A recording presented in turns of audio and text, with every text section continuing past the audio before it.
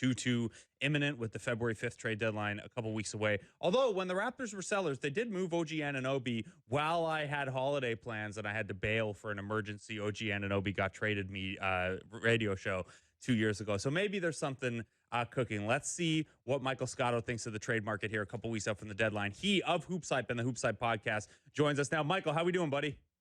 Hey, good morning, fellas. Happy to join you both. Happy to have you. Love the background as usual. Man, this is so December 15th, kind of the unofficial. Yeah, people talk trade now. 82 guys can get dealt and stuff like that. We are about 6 weeks from the actual deadline. But man, your last notebook at Hoops Hype had so much in it. How excited are you for this time of year, and how much chatter is there around G League Showcase time this year versus prior years? Yeah, 'tis the season for NBA trade rumors for sure, fellas. It was interesting though at the showcase. I think it was more a lot of teams feeling each other out.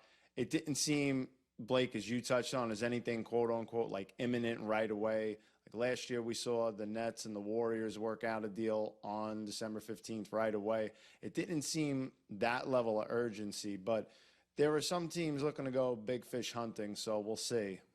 Yeah, that trade last year, the Dennis Schroeder one, which is important because then he can turn around and get dealt again at the deadline. We are past that point. So when I mentioned earlier that someone like Nick Richards, if you're going to trade him, well, then you can't aggregate the salary that came back in. So maybe if you're a team that's selling or there's a possibility of a bigger deal, you're a little more patient. Michael, there are a lot of big names out there. I know a couple of them are hurt right now. But in your experience, when there is a name like Giannis Antetokounmpo that people are curious about, when there's even names that tier down like Trae Young's name, John Morant's name, Anthony Davis's name, when there are names at that tier, does that tend to really slow down the lower tiers of trades until there's more clarity on the top guys for that reason? Yeah, no question. I mean, look, obviously a lot of teams always start hunting and Giannis is the number one guy, but unfortunately for those teams, he's not available. I've spoken to plenty of GMs that would love to have Giannis and have tried to talk to Bucks GM John Horst about acquiring him. And quite frankly, he's not going anywhere. They've been telling me. The Bucks have been steadfast that he's not going anywhere. So then you look at other names on the market, whether it's Anthony Davis, that's kind of popped up a little bit. But as I touched on, Dallas is still in a little bit of an evaluation period, trying to see how he looks with Cooper Flagg. Kyrie Irving is also a variable there. You don't know for sure if he's going to come back this year or not. They have been trying to be cautious with him, but you never know. You always see footage of guys like him and Jason Tatum out there looking good early, and it gives some people some cautious optimism. And then as you touched on, the point guard market, you've got guys like John Morant, Trae Young, that pop up.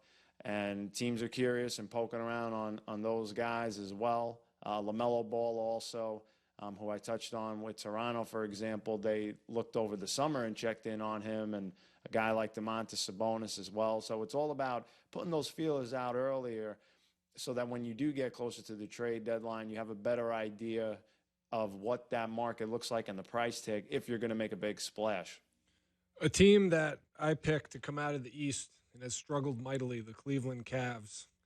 Obviously, they've been dealing with injuries, but what have you heard, or what is your analysis of that roster and them trying to make a change to get back on the right track? Yeah, Matt. I mean, look, I think you brought up a good point in the Cleveland Cavaliers that other teams are certainly monitoring them. However, I saw a bunch of their guys at the showcase down in Orlando.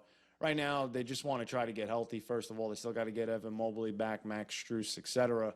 But there's been a lot of chatter out there about teams looking to call on guys like Darius Garland. If a team needs a center, Jarrett Allen, for example. Those are usually the two guys. And then some teams will be really star-driven and shoot their shot and say, hey, would you ever think of moving Donovan Mitchell, which I haven't heard, but I get why people would ask just in case, because you don't want to be caught flat-footed the way teams around the league did when Luka Doncic got traded. Yeah, closed mouth don't get fed, so you may as well ask and at least see. You mentioned teams that are looking for a center. Now, we haven't heard the Raptors shooting as high as Jarrett Allen maybe, but this is a Raptors roster that, as Jakob Poeltl's back issues kind of continue here, even before the back issues where it looked like they could have used some help at the backup center position. What have you, and I know there's a lot in your latest notebook at Hoops Hype, but for any of our listeners who haven't got to check that out yet, what have you heard about the Raptors? They came up a few times in that notebook. Yeah, I mean, look, for Toronto, I know they had been linked a little bit to Domantas Sabonis recently, and I did mention that they checked in over the summer. More so recently, it's been more chatter about a backup center. Nick Richards was a name that came up. Ochai Agbaji and second-round draft capital was discussed. Now, they were going back and forth with the Phoenix Suns, whether it be 1 second-round pick, 2 second-round picks, potentially. Time will tell if that happens, but what was interesting about that type of trade for Toronto, if my math is correct, if you did trade Agbaji's salary and you got a guy like Nick Richards, you would then be also going below the luxury tax, which is something in the periphery for the franchise to do. They're just above it. And when you're just above it, you might as well go down. If you're going to be above the tax, well, go high up above it as close to the first apron as you can. But if you're just above it, a lot of teams, including Toronto, usually tend to look to go below that and duck it. And so with that in mind, Ochai Agbaji's salary has been one that rival teams around the league have identified as that trade piece that could get that done while also taking back some money. And, you look at guys around the league, fellas, a lot of the backup centers tend to make around $5 million. Now, I reported Nick Richards' chatter. I'm not saying they've spoken to a guy like Andre Drummond, for example, but he fits that type of salary. You can find a good backup center for that range. So Nick Richards is one they inquired on, and I'm sure they'll look at more coming up as we get closer in the coming weeks. It sucks so many centers are hurt right now. Yeah. Because there's a lot of teams that have 3 centers, but one of them's out. So, that doesn't help us, Yeah. Yeah. Yeah, it's tough. Paul Reed's another name that has fallen out of the rotation to Detroit, and the salary makes sense. So for those who the Raptors are about $700K over the tax. So you send out Abaji's $6 million and change. You're looking at the $5.5 million and lower salary guys. It's okay, Ochai in a second also gets you out of the tax. It also gets you a backup big kind of thing. Now there is a higher tier of guys that people might be more interested in. Nick Richards has had some nice games against the Raptors in the past, but he's not really playing right now very much. So maybe people want to aim a little higher. And when I say that things might not progress until close to the deadline, well, if you look at that next tier of names up, Ochai Agbaji's contract would be really important for salary matching if you are going to aim for a slightly higher guy. When you look at that next tier up of centers, let's say Sabonis is up here and Nick Richards is down here. Is there or are there any names that you have heard are pretty available in that kind of middle tier of big men? I mean, I would say teams around the league, for example, would poke around on a guy like Day'Ron Sharpe, who's making about $6 million. To your point, Blake, I know it's a little higher than that threshold that Toronto needs, but yeah, anybody in that kind of 5-ish range fits the bill. Some teams, of course, like Matt touched on, teams that have 3 centers, right? So Robert Williams has come up a ton in terms of teams around the league debating, poking around on him, but obviously he has health issues. So that's kind of much where you're looking at, surplus supply and demand. And for those type of teams that have a surplus, all right, are you getting a second-round pick? Is it worthwhile? Are you maybe getting 2? Phoenix, when they acquired Nick Richards, for example, they gave up multiple. So I'm sure they're going to want, ideally, to get multiple back, especially if they're going to take on a little bit of money. And Phoenix also is in that range where, hey, maybe they can try to go below the tax as well if they tinker around with the roster as well. So, the trade deadline, while a lot of these big names come about, I also think there's going to be equally as much work behind the scenes for teams trying to go below the luxury tax, whether it's the first apron, second apron, things like that. Because of the new CBA rules. Not the sexiest of deals, but meaningful ones at that when it comes to roster building, fellas. Yeah, it's they're great for me. I throw a little article up explaining I got a lot of runway out of that in the championship year when the Raptors did pay deep into the tax, but they also trade away a bunch of second-round picks to unload salary and stuff like that.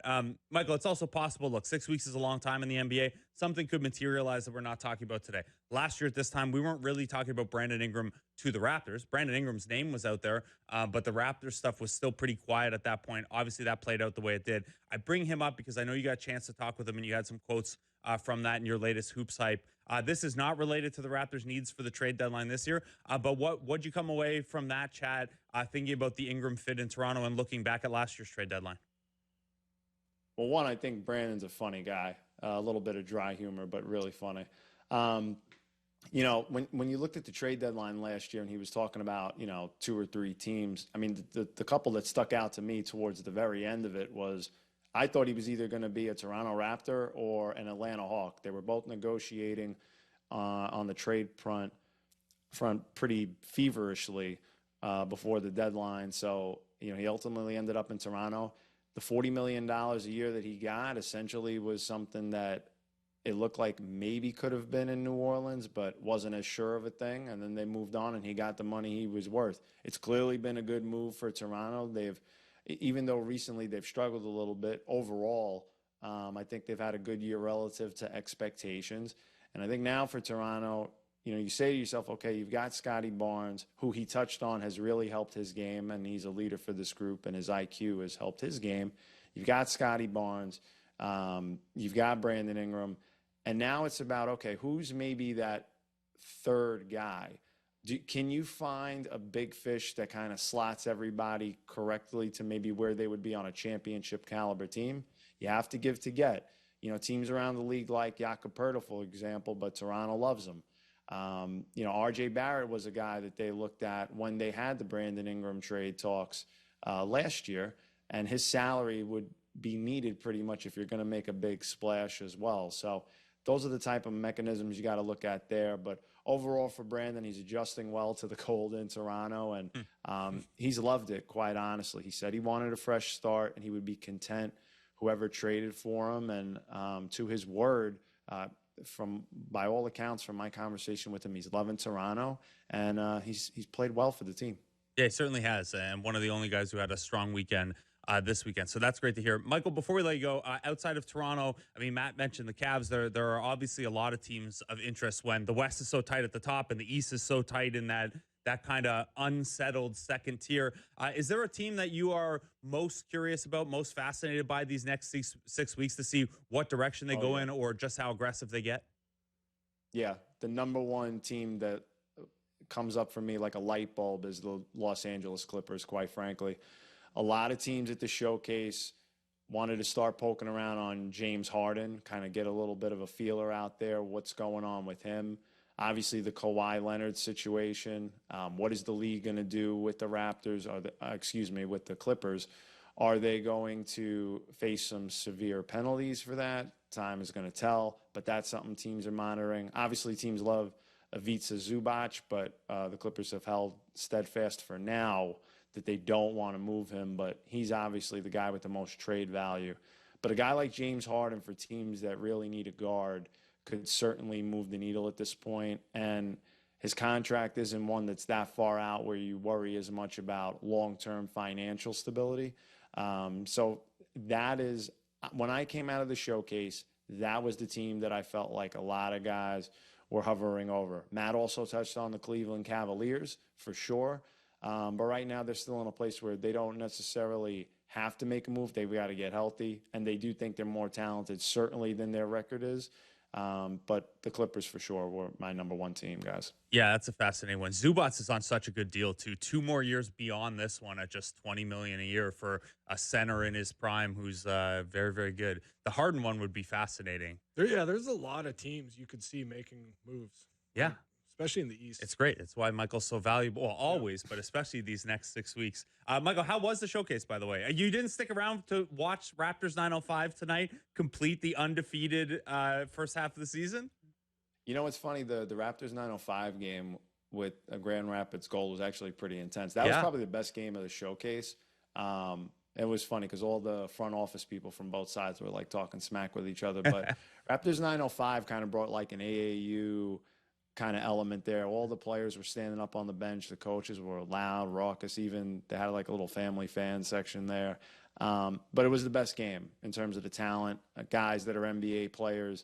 They've had an undefeated season, obviously, to this point, which has been pretty remarkable. Good for them, because certainly over the years, Toronto has had guys that they've developed over time, and they've clearly invested into that G League program now this year for sure. So, like, on a logistical level for you, is it like, yeah, the game's going on, but everybody's just like walking around? It's almost like Summer league the style. show Homeland. That Like you're so spying, like that trading intel. Like, how does it work? that game in particular was the most filled in the arena space by far.